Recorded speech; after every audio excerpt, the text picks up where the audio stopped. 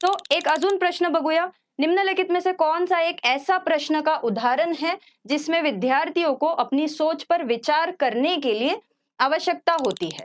वाक्य में संज्ञा और क्रिया के बीच क्या संबंध है? ठीक है। क्रिया की परिभाषा क्या है? आप क्रिया को वर्तमान काल में कैसे बदल सकते हैं? कक्षा की शुरुआत से क्रियाओं के उपयोग के बारे में आपकी समझ कैसे बदली है? इथे प्रश्न काय आहे की आपल्याला कसं उदाहरण द्यायचं आहे की जिसमें विद्यार्थियों को अपनी सोच पर विचार म्हणजेच आपल्याला क्रिटिकल थिंकिंग करायचे आहे. तर हे फर्स्ट बघितलं तर डायरेक्ट आहे. तुम्ही हे रिकॉल करून पण उत्तर देऊ शकता. क्रिया की परिभाषा देणे म्हणजेच डायरेक्ट उत्तर आहे. थर्ड ऑप्शन आप क्रिया को वर्तमान काल में कैसे बदल सकते, जर तुम्हाला वर्तमान काल माहित आहे तर तुम्ही हे करू शकता.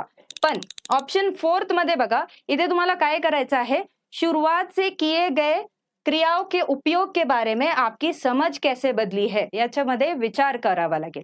तर असे काही टेक्निक्स असतात ज्याच्यामध्ये तुम्ही वापर करू शकता, निगेटिव्ह आणि पॉझिटिव्ह वर्डचे आणि उत्तर काढू शकता. Thank you so much.